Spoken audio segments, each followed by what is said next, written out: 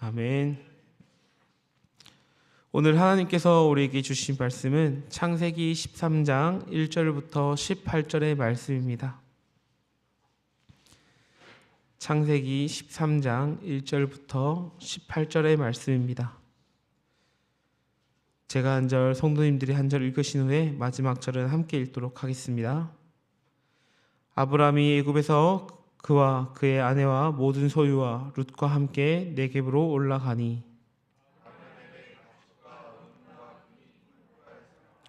그가 네겝에서부터 길을 떠나 베델에 이르며 베델과 아이 사이 곧 전에 장막 쳤던 곳에 이르니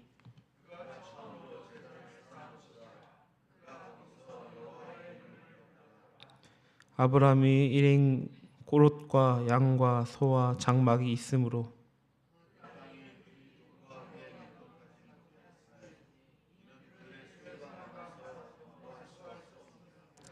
그러므로 아브라함의 가축의 목자와 룻의 가축의 목자가 서로 다투고 또 가나안 사람과 브리스 사람도 그 땅에 거주하였는지라.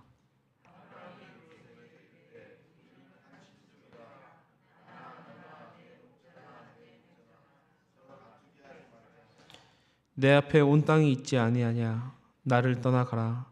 내가 좌하면 나는 우하고 내가 우하면 나는 좌하리라.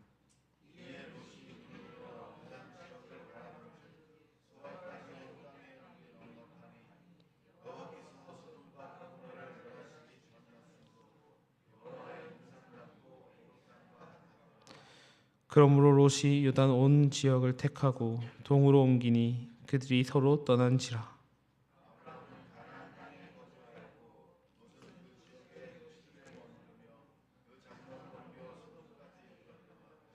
소돔 사람은 여호와 앞에 악하며 큰 죄인이었더라.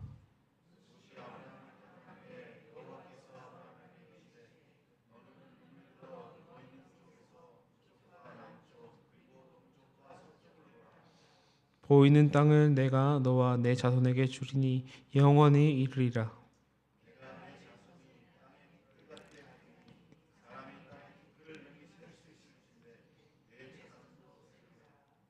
너는 일어나 그 땅을 종과 횡으로 두루 다녀보라.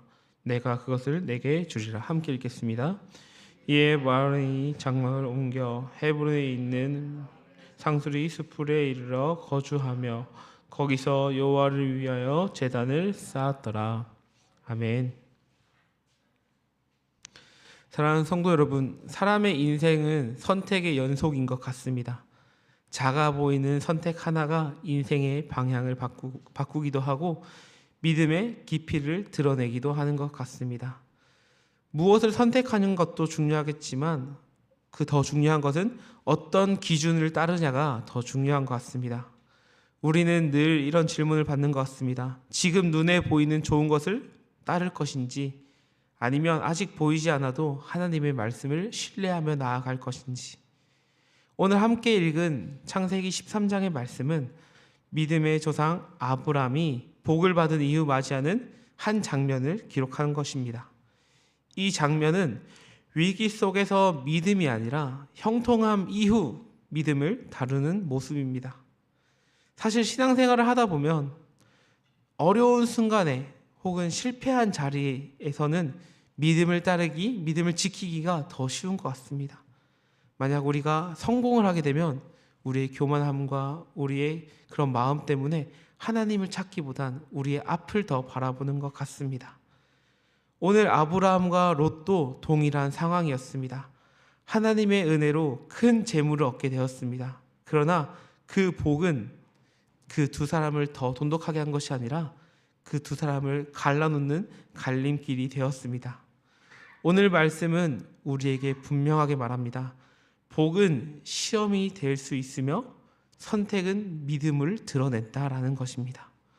오늘 말씀을 통해 우리가 어떤 것을 선택해야 되는지 그리고 어떻게 살아가야 되는지 함께 살펴보길 원합니다.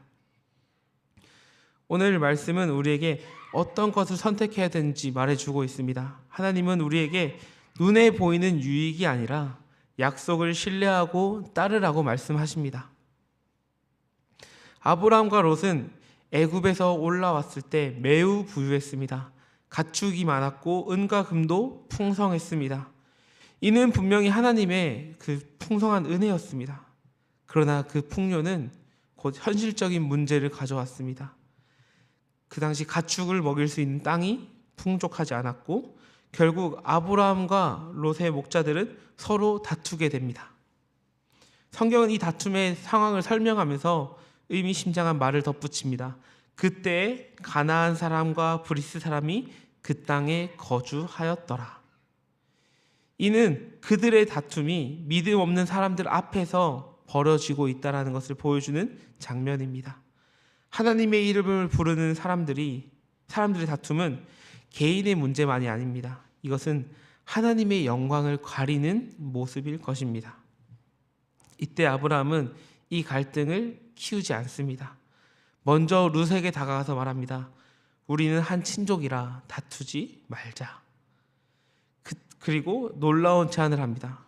내가 좌하면 나는 우하겠고 내가 우하면 내가 좌하겠다. 당시 문화를 생각해보면 이것은 매우 파격적인 선택입니다. 연장자이며 하나님의 약속을 받았던 당사자인 아브라함이 먼저 선택권을 가지던 것이 아니라 롯에게 먼저 선택권을 준 것이기 때문입니다. 아브라함은 자신의 권리를 내려놓았습니다. 자신의 권위를 내려놓고 자신이 어떠한 손해도 감수하겠다라고 말하는 것입니다. 이것은 아브라함의 믿음의 표현이었습니다. 아브라함은 땅이 자신의 인생을 결정하지 않는다는 것을 알고 있었기 때문에 그는 룻에게 먼저 선택권을 넘긴 것이었습니다.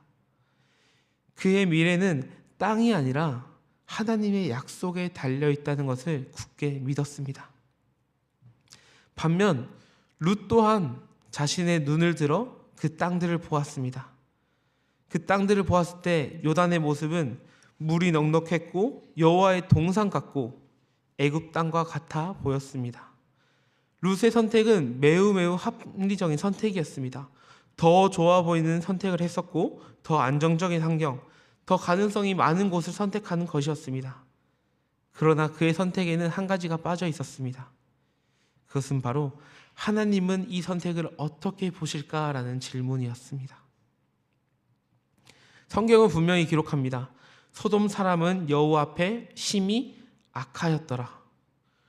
룻은 땅의 조건을 보았지만 영적인 현실을 보지 못했습니다. 그의 눈에 보이는 당장의 그 풍요로움만 보고 따라갔고 그 선택은 점점 소돔을 향해 나아가게 했습니다. 처음에는 소돔 근처에 장막을 치지만 시간을 지나면서 그는 그 성 안에 들어가게 됩니다. 믿음은 한순간에 무너지는 것이 아닙니다. 작은 타협들과 선택들이 반복되면서 서서히 방향을 잃게 됩니다. 룻의 선택은 오늘 우리의 모습을 돌아보게 합니다. 우리는 중요한 결정을 내릴 때 환경과 조건만 보지 않습니까? 하나님의 뜻을 묻는 자리에 머물고 있지만 당장 그 선택 자리 앞에서는 우리의 당장의 환경과 조건을 보고 있는 것 같습니다. 우리는 매일의 삶 가운데 하나님의 뜻을 물으며 하나님의 뜻이 무엇인지 점검하며 살아가야 할 것입니다. 그렇다면 약속을 붙드는 삶의 모습은 어떤 모습일까요? 오늘 말씀은 하나님의 약속을 붙드는 사람은 믿음의 재단을 쌓는 삶이라고 말하고 있습니다. 룻이 떠난 후 하나님은 아브라함에게 다시 말씀하십니다. 이 선서는 매우 중요합니다. 아브라함이 먼저 양보했고 내려놓았고 침묵 속에 있을 때 하나님은 그를 잊지 않으셨습니다. 하나님은 아브라함의 선택을 지켜보셨고 그리고 그 믿음 위에 다시 말씀하시는 것입니다. 하나님은 아브라함에게 눈을 들어 동서남북을 바라보게 하십니다. 흥미롭게도 룻 또한 눈을 들었고 그도 동서남북을 살펴보았습니다. 그러나 룻의 눈에는 욕심이 있었고 아브라함의 눈에는 믿음이 있었습니다. 그래서 하나님께서는 아브라함에게 믿음의 눈을 열어주셨고 아브라함에게 약속하셨습니다.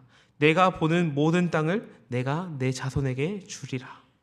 그리고 그 자손을 땅의 티끌처럼 많게 하겠다라고 말씀하십니다. 이 약속은 당장 즉각적인 성취를 나타내진 않습니다. 믿음으로 기다려야 되는 그 언약이었습니다. 하지만 아브라함은 그 약속을 붙들고 그 가나안 땅을 두루 다니며 하나님의 약속을 이루었습니다. 그는 소유주처럼 그 모든 행동을 하지 않았고 순례자처럼 걸어갔습니다. 약속을 받은 삶의 사람은 신뢰의 여정을 걸어가는 사람입니다. 그리고 아브라함은 헤브론에 이르러 여호와를 위해 제단을 쌓습니다. 제단은 아직 아무것도 이루어지지 않은 상태에서, 그런 상황에서 드려지는 예배였습니다. 그 땅을 차지했기 때문에, 그것을 이루었기 때문에 쌓은 제단이 아니라 하나님이 약속하셨기 때문에 쌓은 제단이었습니다. 이 제단은 아브라함의 삶의 중심을 보여주는 제단이었습니다. 그는 환경보다 예배를, 결과보다 관계를 우선에 두었습니다. 이처럼 약속을 붙드는 사람은 상황이 흔들려도 예배의 자리를 떠나지 않는 사람입니다. 새벽마다 하나님 앞에 나오는 우리의 발걸음 역시 오늘 우리가 쌓는 제단일 줄 믿습니다. 이제 말씀을 정리하려고 합니다. 사랑하는 성도 여러분, 창세기 13장은 두 선택의 결과를 우리 앞에 보여주고 있습니다. 룻은 당장 눈앞에 보이는 풍요를 선택했고, 아브라함은 아무것도 보이지 않는 약속을 선택했습니다. 그리고 하나님은 약속을 붙든 사람에게 다시 말씀하셨습니다. 그리고 그 위에 제단을 세우게 하셨습니다. 오늘 이 새벽 하나님은 우리에게 동일하게 질문하십니다. 너는 무엇을 기준으로 선택하고 있느냐? 눈에 보이는 안정과 계산이 아니라 하나님의 말씀과 약속을 붙드는 우리 모두가 되길 간절히 소망합니다. 하루를 시작하는 이 새벽, 우리의 삶의 자리마다 제단이 세워지길 바랍니다. 말씀이 중심이 되고 기도가 숨쉬어지며 선택의 순간마다 하나님의 약속을 신뢰하는 하루, 그 하루하루가 모여 하나님이 기뻐하시는 인생이 되는 줄 믿습니다. 이 새벽 약속을 붙들고 제단을 쌓는 성도님이 되길 주님의 이름으로 축복합니다. 함께 기도하겠습니다. 사랑의 하나님, 너무나 감사합니다. 오늘도 이 새벽 우리를 깨워 주님의 전에 나오게 하시며 너무나 감사합니다. 주님, 오늘 말씀을 통해 눈에 보이는 유익을 따라 살 것인지, 보이지 않아도 약속을 신뢰하며 살아갈 것인지에 대한 말씀을 나누었습니다. 우리는 연약하여 종종 룻처럼 당장 보이는 것을 붙들고 하나님의 뜻을 묻지 못할 때가 너무나 많았음을 고백합니다. 주님, 우리의 눈을 열어 환경이 아니라 말씀을 보게 하시고 이익이 아니라 순종을 선택하게 주님 도와주시옵소서. 아브라함이 양보의 자리에서 침묵했을 때 주님께서 다시 말씀하셨던 것처럼 오늘 우리의 삶에서도 주님의 음성이 다시 들릴 수 있도록 우리에게 말씀을 통해 말씀하여 주시옵소서. 아직 약속이 다 이루어지지 않았을지라도 믿음의 제단을 쌓으며 주님을 예배하는 믿음을 우리에게 허락하여 주시옵소서. 이제 우리가 마음을 모아 기도하려고 합니다. 각 사람의 삶의 자리, 선택의 순간 흔들리는 믿음 위에 하나님의 약속을 다시 선포하게 하시고 우리의 기도를 통해 주님의 뜻이 이루어지게 도와주시옵소서. 이 모든 말씀 살아계신 예수님의 이름으로 기도합니다. 아멘. 이제 말씀을 기억하면서 두 가지 기도 제목으로 함께 기도했으면 좋겠습니다. 첫 번째로 기도할 때 눈에 보이는 유익보다 하나님의 약속을 선택할 수 있도록 기도했으면 좋겠습니다. 주님, 우리는 매일의 삶 가운데 믿음의 선택의 갈림길에 서고 있습니다.